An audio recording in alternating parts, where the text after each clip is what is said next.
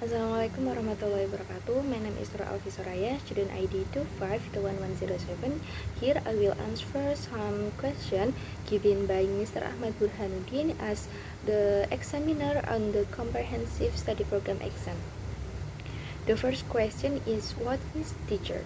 A teacher is a professional who has the responsibility to educate, teach, and guide students in the learning and teaching process. Teachers have a very important role in helping students achieve learning goals and develop their abilities and potential. A teacher must also be able to create a conducive and enjoyable learning environment. In carrying out their duties and responsibilities, teachers must be able to work together with parents of students, colleges, and the community to achieve optimal learning goals. The second question is, mention and explain the two main tasks of a teacher. Two main tasks of teachers are teaching and educating. Teaching is an act carried out by teacher to help or facilitate their student to carry out learning activities.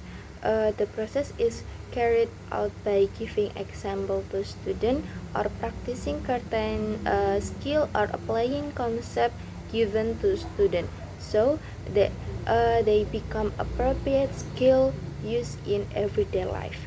The second one is educating. Educating is an act of student who invite, motivate, support, help, and inspire students to take positive action that are beneficial to themselves and other or the environment. Educating focus more on habit and role model. The third question is, what is RPP or teaching module? Explain its function and content. A teaching module is a document containing a systematic and structured learning plan which is used by teacher to teach and guide students in the teaching and learning process. The function of the teaching module are: first, the teaching module help teacher to direct the teaching and learning process and ensure that learning objectives are achieved. The teaching module help teacher to organize learning material and ensure that the material are relevant and effective. The teaching module help teacher in teaching and guiding student and ensure that teacher have a clear and structured plan. In the teaching module, there are two parts, namely general information and core competencies.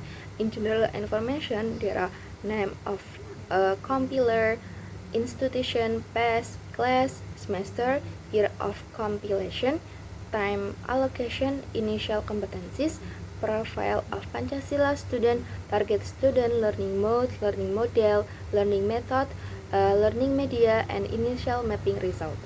Meanwhile, in the core competencies, there are elements: learning achievement, learning objective, meaningful understanding, trigger question, learning activities according to learning method, reflection, criteria of achieving learning objective, assessment, enrichment and remedial, glossary, and bibliography. The fourth question is, mention some learning method that you know. Give an example of one that you did during PPL. Some learning methods that I know are discovery learning, jigsaw, role play, problem-based learning, project-based learning, and one of the methods that I using during PPL is discovery learning. When I using this method, first I do preparation in class, such as attendance, reviewing previous material, and giving trigger question. Then explain the learning objective and provide an overview of the material to be studied. After that, I provide a video link according to the material and give students the opportunity to explain the understanding they get from the video. Next, I provide an explanation of the relationship between the material and video. After that, I divide students into several groups and ask them to complete the task.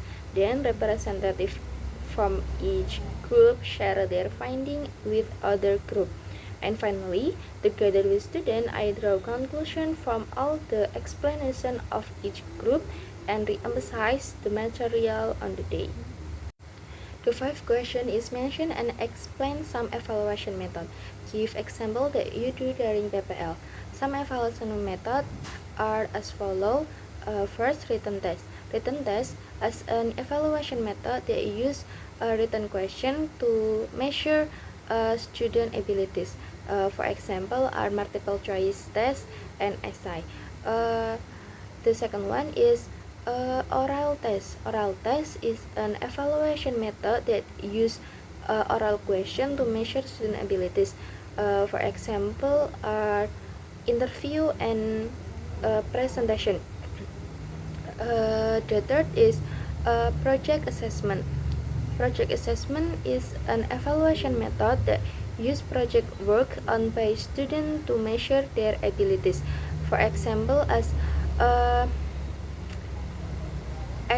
assessment of science project, math project, and language project. What I use during PPL is written and oral evaluation. I do the written evaluation by asking them to make a draft before writing a recon text. Besides that, I also give some multiple choice and descriptive question via Google Form. And while during the oral evaluation, I do it with a snack and litter game. Namely, if one group stopped at the box that says scan me, I ask them to scan the barcode that I have prepared and they answer some question orally. The sixth question is what is meant by cognitive, motoric, and affective abilities. Cognitive abilities is the ability to understand, analyze, and assess information. And the motoric ability is the ability to perform physical movement and action. And the affective ability are the ability to experience and express emotion. The seventh question is mention and explain for teacher competencies. Which one do you feel is still lacking? Then what are your efforts to improve it?